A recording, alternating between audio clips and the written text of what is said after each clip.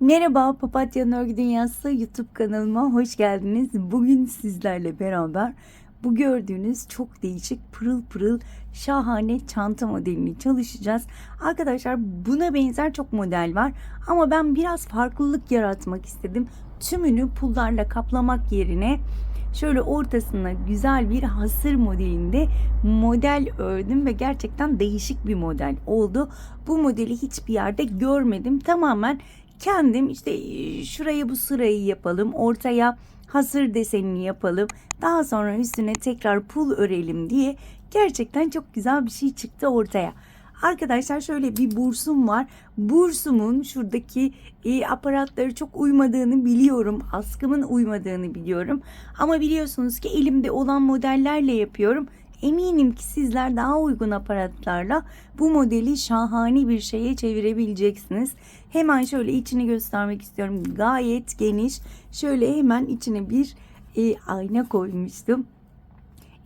Telefonunuz çok büyük değilse telefonunuzu tabii ki içine koyabilirsiniz. Anahtarlarınızı, makyajlarınızı, özellikle gece kullanabilirsiniz bu çantayı. Abiye olarak kullanabilirsiniz ama bu sene çok pırıltılı moda olduğu için gündüz de rahatlıkla kullanabilirsiniz.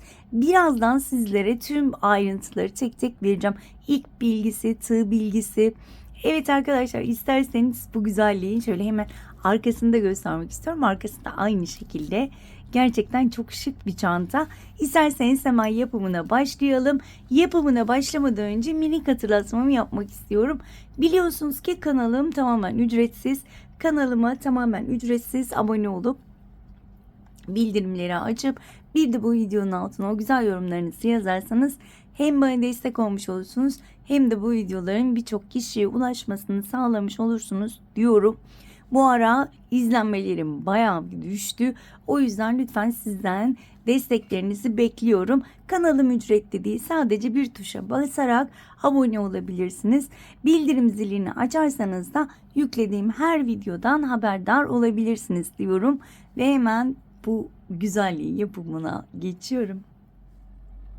Evet, hemen kısaca malzemelerimden de bahsetmek istiyorum. Hemen ipimi göstermek istiyorum. Aldığım bir soft makrome polyester ipini kullanıyorum. Şöyle hemen renk kodunu da ekran kaydı alabilirsiniz. Şöyle biraz yakınlaştırmak istiyorum. Evet. Şu şekilde de ekran kaydı alabilirsiniz. Hemen şöyle tuhafiyeden aldığım minik pullarım var. Minik pul kullanmak istiyorum.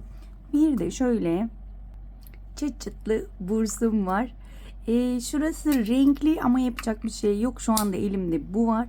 Şöyle şuraları renksiz kullanırsanız daha hoş duracaktır. Hemen şöyle bursumu ölçmek istiyorum. Tam 12 santimlik burs kullanıyorum arkadaşlar. Tığ numaram 3.50 milimlik tığ kullanıyorum. İsterseniz hemen başlayalım.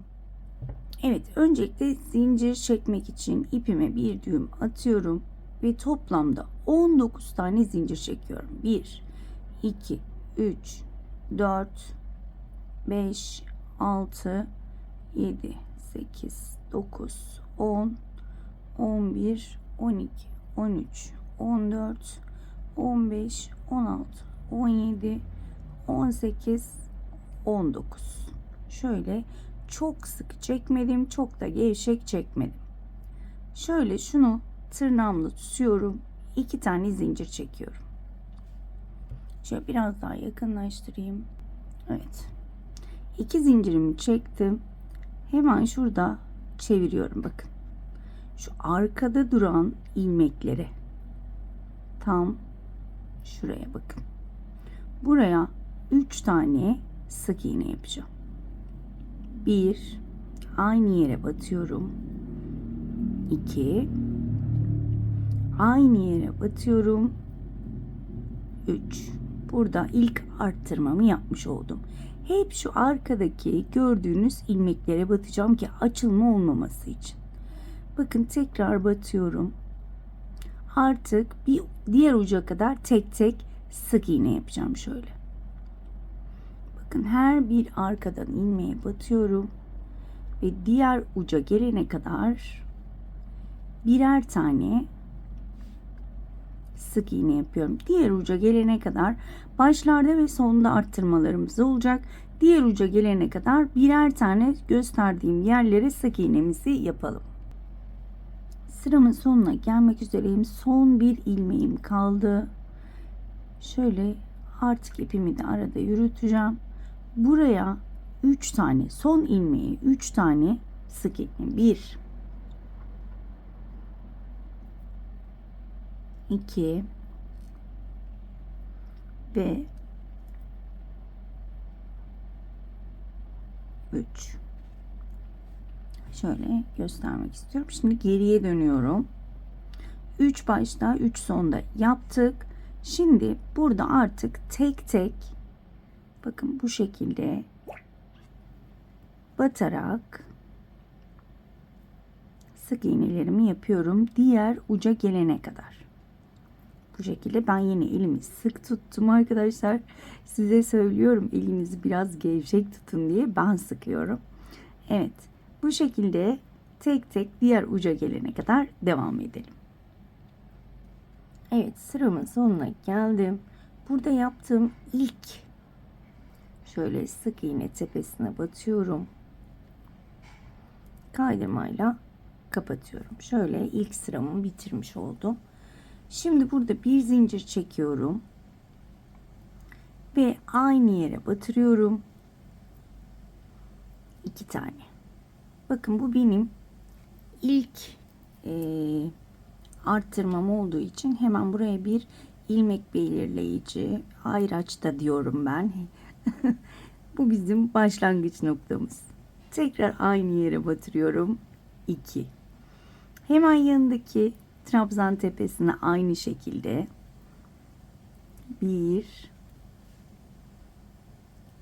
aynı yere 2. 3 tane sık iğneye 2'şer tane sık iğne yapıyorum. Toplamda bu bölüme 3 tane sık iğneye 6 tane sık iğne yapmış oldum. Şöyle göstereyim. 2, 4, 6 tane. Şimdi diğer bölüme gelene kadar, diğer uca gelene kadar yine aynı şekilde tek tek bu şekilde batarak, şöyle elimi gevşek tutarak tek tek basıp devam ediyorum batıp. Bakın şöyle şuraya geldim, zaten 3 tane sık iğnem şurada belli. Hemen şuraya bir tane yapıyorum. Şurada arttırma yerim belli, 3 tane. Bu 3 taneye 2'şer kez basacağım. 1, aynı yere 2. Hemen ikinciye geçiyorum. Yine 2 tane sık iğne yapıyorum. Üçüncüye geçiyorum. Yine 2 tane sık iğne yapıyorum. Ve diğerlerine, diğer uca gelene kadar yine birer tane. Bu şekilde diğer uca gelene kadar birer tane batarak devam edelim. Sıra sonuma geldim. Hemen ilk battığıma batıyorum. Burada bir düzlememi yapıyorum, yani kaydırmamı. Burada bir zincir çektim. Tekrar aynı yere batıyorum. Buraya yine 2 tane yapmış oluyorum bakın. Bu bölümde artık bir tek bir çift yapacağız. Yani 2 tane buraya yaptım. Hemen bir sonrakine şöyle tek batıyorum. Hemen yanındakine 2 tane sık iğne yapıyorum. Hemen yanındakine tek batıyorum. Hemen yanındakine çift batıyorum.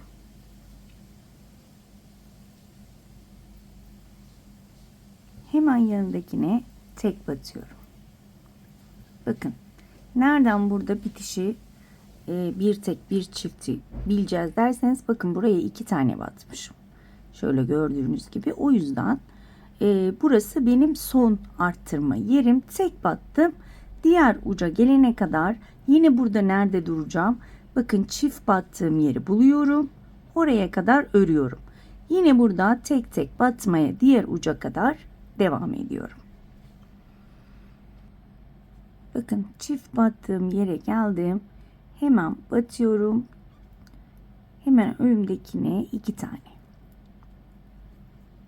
Hemen yanındakine 1 tane. Onun yanındakine 2 tane.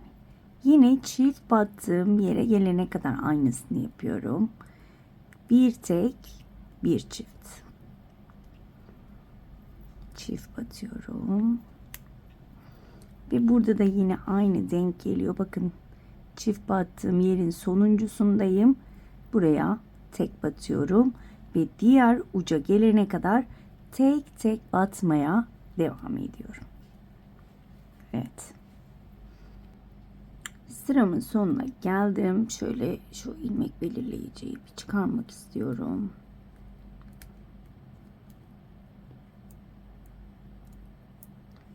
Evet.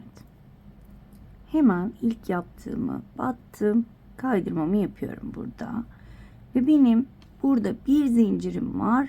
Hemen dibine batıyorum ve ikinciyi yapıyorum. 2 tane yapmış oldum burada. Ve ilmek belirleyiciyi hemen buraya başlangıç olarak takıyorum. Evet. Şimdi bu sırada çiftimi yaptım. 2 tek bir çift olacak. Şimdi 2 tane sık iğneye birer tane batıyorum. 2 tek oldu. Hemen üçüncüye çift batıyorum. 1 2 2 tane tek, 1, hemen yanındakine batıyorum. 2, üçüncüye çift batıyorum. 1 2. Şimdi bakıyorum benim çiftim nereye kadar? Burada. Evet. Bakın, burada artık çift yok. O yüzden bu şekilde tek tek devam edebilirim. Bu şekilde tek tek diğer uca gelene kadar devam edeceğim arkadaşlar. Dediğim gibi belirlediğim noktalar çift battığım yere kadar yapıyorum burada. Şaşırmamanız için söylüyorum. Şöyle çift battığımız yere kadar 2 tek bir çift, 2 tek bir çift geliyorum ve daha sonra tek tek diğer uca kadar devam ediyorum. Yine bakın, çift ördüğüm yere kadar geldim. İlkinde durdum. Yine burada bakın, ilke batıyorum. Çift yapıyorum. Aynı sık iğneyi çift battım. 2 tane sık iğneye birer tane. 1, hemen yanındakine 1. Üçüncüye çift batıyorum.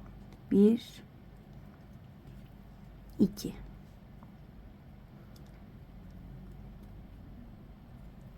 Bir tane birine battım. Bir tane ikinciye battım. Üçüncüye çift batıyorum. Hemen bakıyorum şöyle.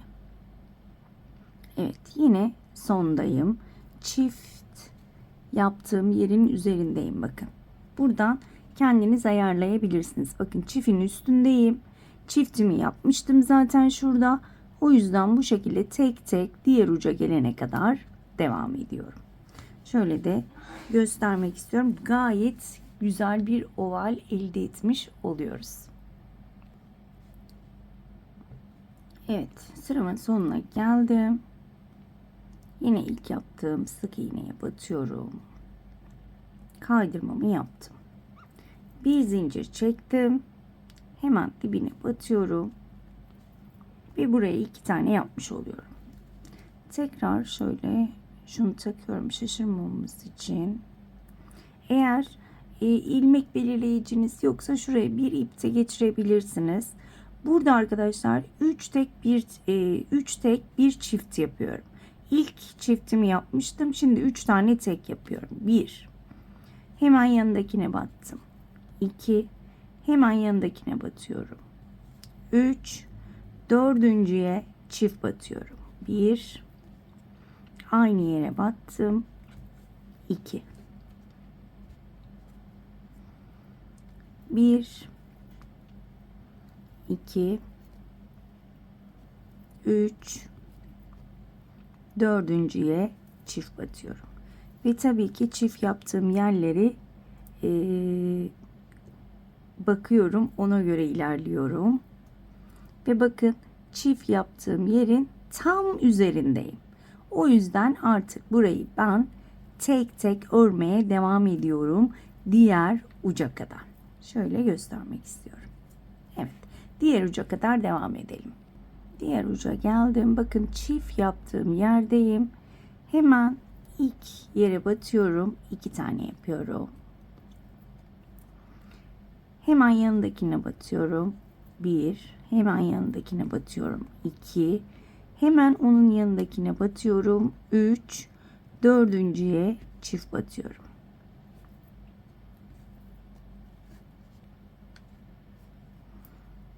Bir tek, 2 tek, 3 tek, dördüncüye çift batıyorum. Ve bakın yine burada çift yaptığım yerdeyim. Bu şekilde yine diğer uca gelene kadar tek tek batacağım.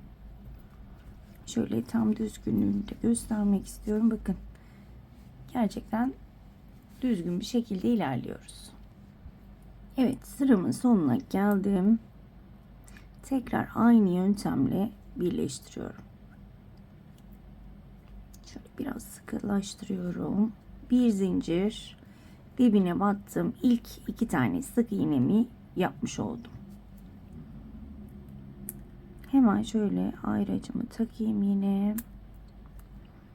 Şimdi 2 tane yaptık. Bir alt sırada 3 tek, bir çiftti. Şimdi 4 tek, bir çift. 1 2 3 ve 4. 4 tek yaptım. 5.'ye çift batıyorum. 1 ve 2. Yine 4 çift, 4 tek pardon. 1 tek, 2 tek, 3 tek, 4 tek, 5.'ye çift batıyorum. Ve şöyle 5.'ye çift battığımda en son çift battığım yere geldim. Bakın. Bu çifti gördükten sonra tek tek örmeye başlıyorum. Alttaki çifti gördükten, son çifti gördükten sonra diğer tarafa kadar yine tek tek örmeye devam ediyorum.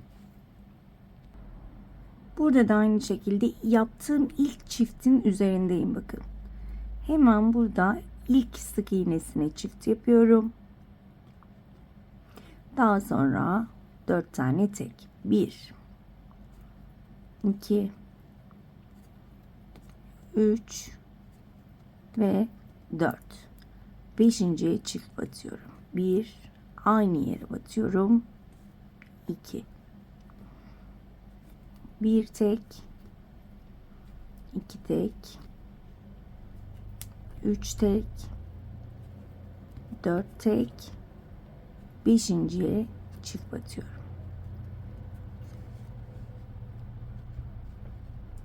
Şöyle bakıyorum. Bakın yine en son yaptığım çiftin tepesindeyim ve burada tek tek örmeye devam ediyorum. Bu şekilde. Sıra sonuna kadar, diğer uca gelene kadar devam edelim. Evet, burada sıramın sonuna geldim. İlk çektiğim zincire, ilk yaptığım sık iğneye batıp kaydırmamı yapıyorum. Evet, burada bir zincir çekiyorum. Hemen şöyle önümdeki bakın dibindeki arka ilmeğe şu şekilde batarak sık iğneler yapacağım. Yukarı doğru tırmanacağız artık.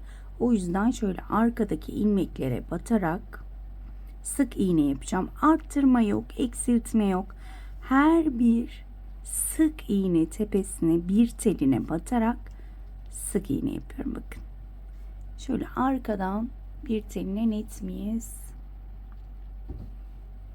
Evet, şöyle arkadan bir teline bakın yukarı doğru kıvrılmaya başladı. Şu şekilde olacak. Şöyle her bir teline arkadan batarak sıra sonuna kadar devam edeceğim. Evet, sıramın sonuna geldim. İlk yaptığım sık iğne tepesine batıyorum. Şöyle sıkılaştırıyorum. Kaydırmayla kapatıyorum. Bir zincir çektim. Dibine batıyorum.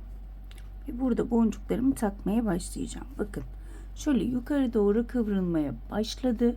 Benim boncuklarım, daha doğrusu pullarım minik olduğu için bu sırada bu pullarımı takmaya başlıyorum. Ama sizin elinizdeki pullarınız büyükse bir sıra daha sık iğne yapabilirsiniz. Normal arkadan batmadan şöyle önden batarak bir sık iğne daha yapabilirsiniz. Şimdi bakın, bir tane sık iğnemi yaptım. Pulumu alıyorum. Hemen şöyle ikinci sık iğnenin önüne koyuyorum. Şöyle hem pula hem sık iğneye battım. Tığımı içinden geçirdim. Bir sık iğne yaptım. Hemen yanındaki sık iğneye pulsuz batıp sık iğne yapıyorum. Ve yine bir tane pul aldım. Ben genelde şuna alıştım. Şöyle tığın içine koyuyorum. Hemen önümdeki sık iğneye batıyorum. İçinden çıkardım. Sık iğnemi yaptım. Şöyle bir sık iğne arayla pullarımı takıyorum. Bir sık iğne boş yaptım. Hemen ikinci sık iğne için şöyle tığıma pulu geçiriyorum. Hemen önümdeki sık iğneye battım. İçinden geçirdim ve sık iğne yaptım. Şöyle bir sık iğne arayla devam ediyorum. Şimdi bir kez daha göstereceğim. Ben şöyle tığın içine geçiriyorum. Daha doğrusu tığımı pulun içinden geçiriyorum ve sık iğnemi yapıyorum. Hemen yanına bir tane boş. Bakın bu şekilde devam ediyorum. Evet, sıra sonuma geldim. İlk yaptığım sık iğneye batırıp kaydırmayla kapatıyorum. Bu sıramı bu şekilde bitirdim. Şöyle hemen göstermek istiyorum. Bakın. Şöyle pulları dizdik. Bir sonraki sırada iki pul arasına pulları yerleştireceğiz. Şimdi bunu nasıl yapacağız? Bakın. Şu anda iki pulun arasındayım. Şöyle bir kaydırma yapmak istiyorum burada. Şuraya geldim. Pulun üstündeyim şu anda. Bir zincir çektim. Hemen pulun tepesine bir sık iğne yapıyorum. Bakın. Şimdi iki pul arasına bir tane pul ekleyebilirim. Evet. Buna dikkat edersek daha rahat bir şekilde ilerleyeceğiz. Tam pullar iki pulun arasına denk gelmek zorunda. Evet. Sabitledim. Bakın. İki pul arasında her sıra bu şekilde ilerleyecek. İki pulun tam arasında olacak. Yine boş bir sık iğne yapıyorum pul takmadan. Daha sonra pulumu ekliyorum.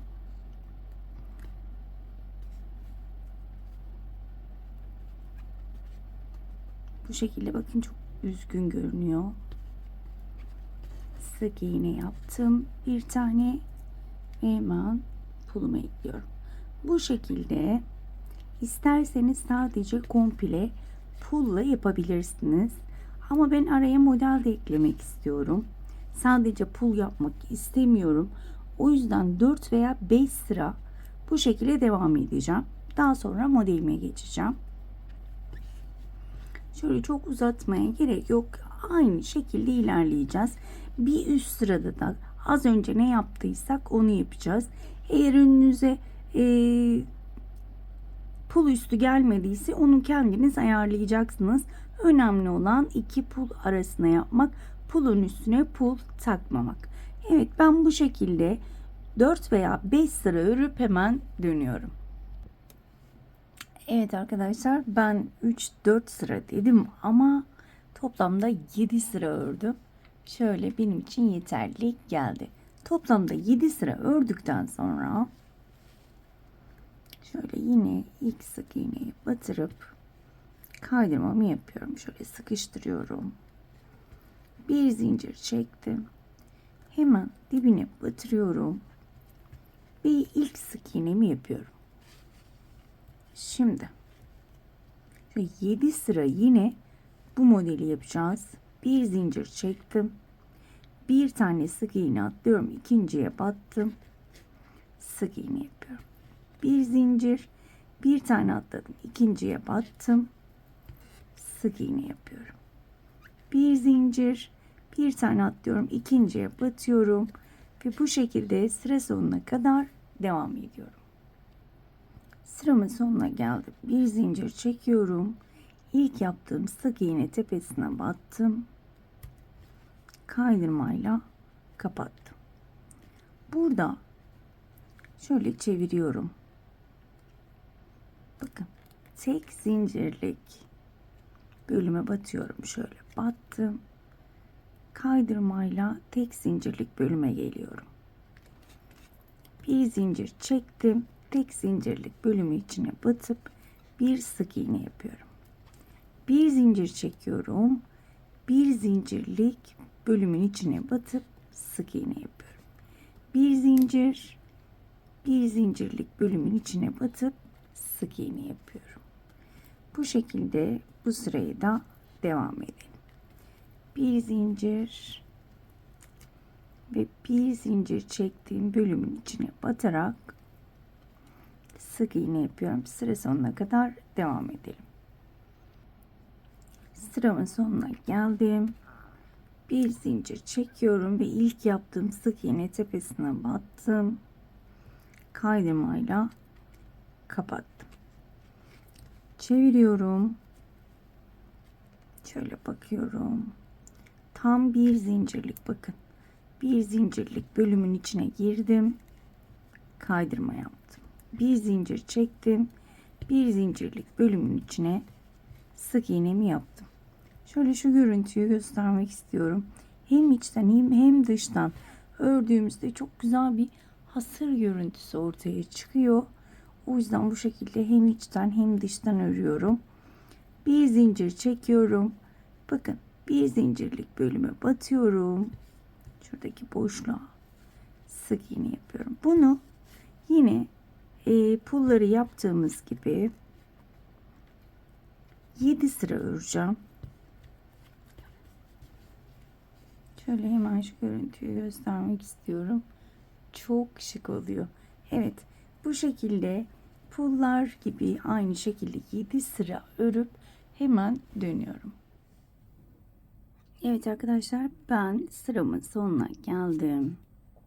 Kaydırma yöntemiyle bu sırayı kapatıyorum. Bir zincir çektim ve şu şekilde çeviriyorum. Şöyle hemen göstermek istiyorum. Gerçekten güzel oldu. Toplamda arkadaşlar 8 sıra, 7 sıra dedim ama bir sıra daha örmek istedim. Toplamda 8 sıra ördüm ve yine 7 sıra pul eklemek istiyorum. Şimdi burada bir zincir çekmiştim. Hemen şöyle dibine batarak bir tane sık iğne yapıyorum. Ve yine şöyle pullarımı alıp pullarımı dizmeye başlıyorum. Yine aynı şekilde devam edeceğim ama şu başlangıcı göstermek istiyorum. Bakın, böyle çektiğim zincire de sık iğneye de batacağım. Atlamamak için şöyle göstermek istiyorum. Evet, bakın. Hemen şurada bir zincirlik bölüm var. Oraya batıyorum ve sık iğnemi yapıyorum. Tekrar pulumu alıyorum.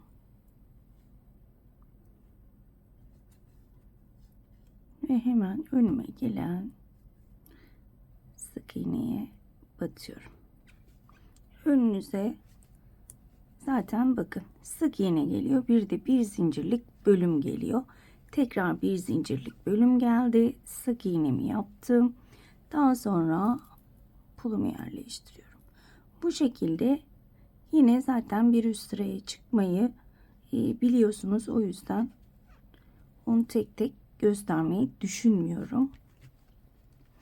Bu şekilde dediğim gibi toplamda 7 sıra daha örüp hemen döneceğim arkadaşlar. Gerçekten çok şık olacak diye düşünüyorum. Evet, bu şekilde 7 sıra örüp hemen dönüyorum. Evet arkadaşlar, ben 7 sıra pullarımı ekledim. Daha sonra bir sıra sık iğne ördüm. Hemen şöyle size ölçü vermek istiyorum. Şöyle bir baştan bir başa kadar toplamda 16 santim arkadaşlar. Hemen şöyle elimle düzelttiğimde ve kenar bölümlerini bulacağız ve oraları işaretleyeceğiz. Şöyle benim için kenar buraları. Evet.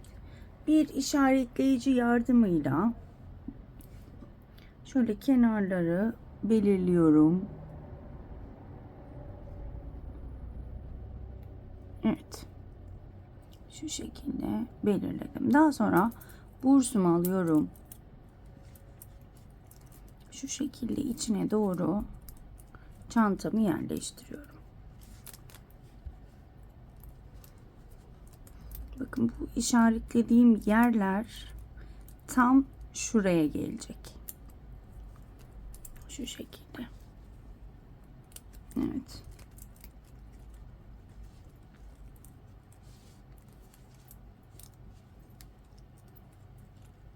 Çünkü yerleştirirken kayabilir. Yanlar çok önemli. Şöyle, evet. Şöyle tam ayarlayacağım. Evet. Şu anda tamam olduğunu düşünüyorum. Tamam, bakın şuradayım. Evet. Şimdi burada hayalet ip kullanabilirsiniz. İsterseniz de aynı renk olsun diyorsanız, benim iğnem küçük olduğu için ve bursun deliklerinden geçmeyeceği için şöyle normal şu ipimi sökerek iğneme geçirdim. Ama sizler hayalet ip kullanabilirsiniz. Veya daha ince ipler kullanabilirsiniz aynı renkte. Evet, şöyle hemen nereden başlasam diye bakıyorum. Pullarına dikkat ediyorum. Aşağıya alıyorum. Ve bakın şöyle üste çıkardım. Öncelikle şuradan şöyle geçirmek istiyorum. Bakın şöyle bir yakınlaştırayım. Evet.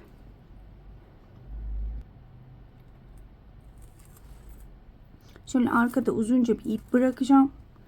Onu daha sonra bağlayabilmek için bakın.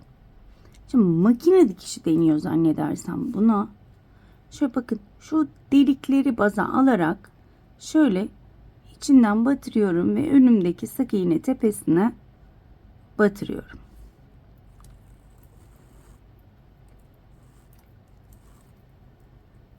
Bu şekilde.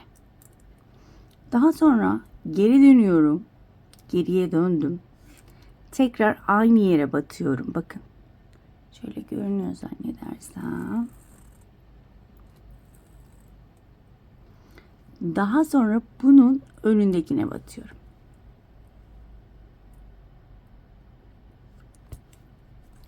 Sıkıştırmayı unutmuyorum. Bakın. Şöyle. Daha sonra tekrar geriye gideceğim. Bakın şuradayım. En son şuraya battım. Tekrar geriden çıkacağım şuradan. Ve arkadaki sık iğnemi de unutmuyorum. Ve tekrar bakın geriden çıktım. Çoğu arkadaş zaten makine dikişini biliyordur. Aynı şekilde şöyle makine dikişi yaparak bakın buradan çıktım. Hemen yanındakine batmıyorum. Onun önündekine batıyorum. Boş olana. Boş olana battım. Ve yine bir sık iğneme batıyorum şöyle. Evet.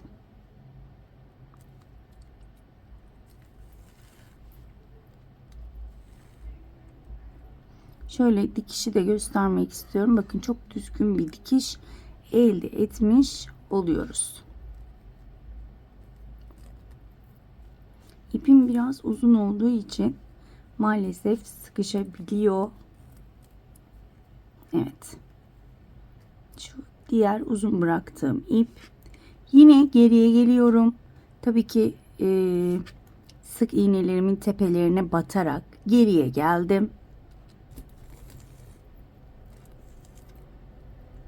Ve daha sonra şuraya değil, hemen onun önündekine batıyorum. Sık iğnemi de unutmuyorum. Sık iğne tepesine de batıyorum. Ve bu şekilde dikmeye devam ediyorum arkadaşlar. Şöyle dikişimi de tekrar göstermek istiyorum. Bakın. Bu şekilde devam ediyoruz. Evet arkadaşlar, bakın şuraya kadar geldim. Şuranın sonuncu deliğindeyim. Hemen şu ayracımı çıkarıyorum. Bakın şuraya dolamak istemiyorum, çirkin bir görüntü olacak diye. Ama direkt karşıya da geçmek istemiyorum, kasma olmasın diye. Şöyle sadece 3 tane, bakın 3 tane sık iğne denk geliyor. 3 tane sık iğneyi şöyle tek başına dikiyorum. Hiç bursa dokunmadan.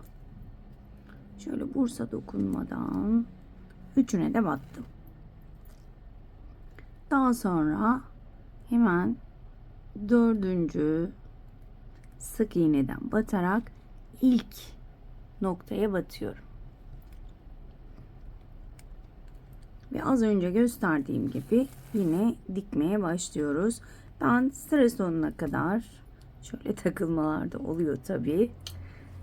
Sıra sonuna kadar aynen bu şekilde dikip hemen dönüyorum arkadaşlar. Evet arkadaşlar, benim dikiş işlemim bitti. Hemen şöyle göstermek istiyorum. Gayet şık bir şekilde diktim. Hemen şöyle tam uymayacak ama göstermek amaçlı takıyorum. Sizler daha uygun bir askı takarsınız. Şöyle hemen yerleri var zaten. Şöyle şunları şuraya geçiriyorum. Bunları takmadan da kullanabilirsiniz. Ama şöyle takınca da çok hoş bir görüntü veriyor. Dediğim gibi çok uymayan bir renk ama ben göstermek amaçlı şu anda takıyorum. Gerçekten çok hoş oldu. Umarım ayrıntılı bir şekilde anlatabilmişimdir.